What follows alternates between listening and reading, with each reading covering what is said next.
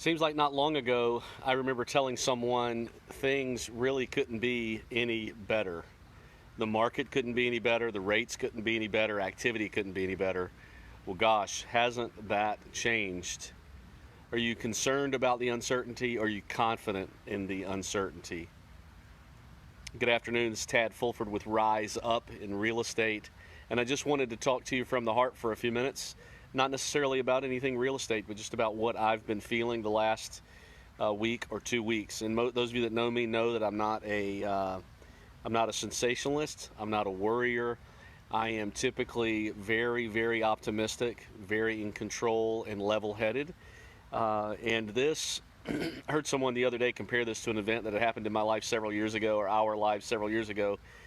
And I've just been wondering what is okay to do and what is not okay to do, and been thinking a lot about that. It does seem like just yesterday that I said to myself and I said to people, things couldn't be any better. What could really change to make things not feel so secure? And gosh, no one would have ever guessed we'd be sitting where we are now, would they?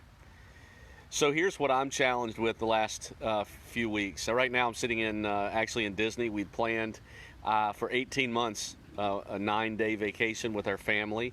And the day that we were to arrive here, of course, they announced the closing of all the parks, all the restaurants, all the shops. And so we are in a house with our family in Kissimmee, Florida.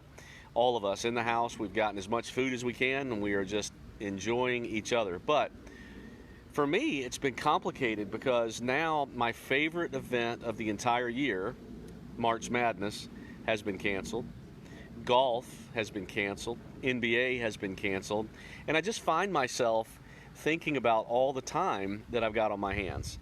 And so what I'm going to choose to do is some things. I'm going to try to fill that time with positive things. And I know a lot of you are talking and thinking about that as well. But I started thinking about the amount of time that I spend normally in March Madness watching basketball. And if I can channel that time to something positive, I should be able to get my closet organized. Thanks Larissa Benson for that tip. She had a group of her kids come over to her house and they organized her pantry. She paid the kids to bring everything out, organize it, and then she's going to organize it all back. But why don't we organize our closets? Why don't we look at our garage and use some of that time to organize our garage? Why don't I use some of that time to start my couch or continue my couch to 5K? Go ahead and pick a race. Go ahead and start my training for that because now I've got some extra time. What about reading? Maybe I could read in the hour or two that I would have watched basketball. Maybe I could read a couple of books that I've been wanting to read. Travis McClure, thank you for your example in that. Maybe I could just spend a few minutes of that time alone in contemplation about what happens next, about how grateful I am for the things that I've gotten so far in this life, and how will we respond. Maybe I could take some of that time. This is an idea that maybe some of you guys could help me with. Maybe we could take a little bit of that time to do some like go-to meetings where we have small groups of people get together and just share encouraging thoughts. Maybe we could in the feed of this the comment feed of this video or any videos that we do, maybe we could post some good comedians to watch. TJ O'Brien, thank you for that example in my life of that, where you just every once in a while you'll send me something and I'll watch it and it'll just make me laugh. Most of all, maybe we could just reach out and help each other. Maybe we could think of things to encourage each other with. You know, one thing I know for sure is that we have to pay attention to people that know more than I have to pay attention to people that know more than I do in a situation like this. I have to trust. I have to follow their lead. I have to be responsible with my family. I have to be responsible with our business. But I also have to be positive. And I have to know that everyone, all of us, every single person that's going to listen to this video is going through what we are going through right now. This is not an isolated incident. There are small businesses that will that will suffer. There will be large businesses that will suffer. There will be people close to us that will come in direct contact with this situation. But what is most important?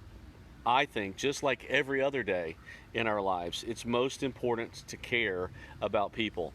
It's most important to listen to people that might need. I saw a post from one of my great friends last night. She chose not to go and watch a Monday night movie or show that she'd watched with her mother for years and years and years, just to be responsible and not to chance doing anything like that. And I think we need to be responsible. I think we need to be encouraging of one another. I really think we do need to communicate with each other, and video is an incredible way to do that. I think we need to take an opportunity to look each other in the face, even if we can't see each other.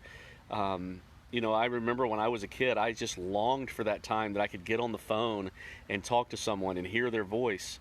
And so often now we communicate electronically with texts and emails that we don't get that personal contact. And now if we can't see each other every single day, maybe we should do a little bit more video texting. Maybe we should do a little bit more, Skyping or whatever you call it on an Android, where you just call someone and say, hey, I just wanted to see you, wanted to make sure that you're okay. I wanted to talk with you for a few minutes and listen to this funny joke that I heard.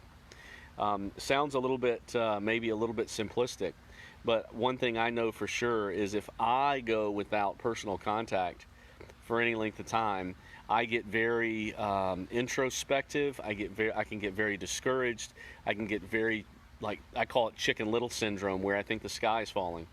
So I want to challenge you guys to not let each other do that. I think that real estate will take care of itself.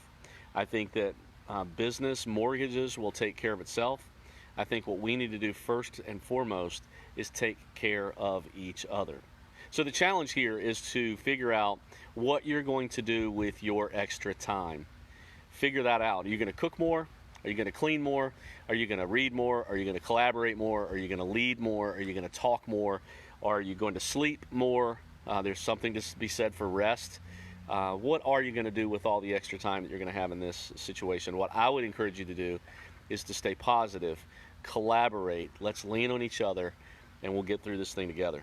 So I look forward to hearing from you guys in the comments below, or even in videos that you want to send me privately or publicly, so that we can see how everybody's doing, and let's keep this positive train going forward.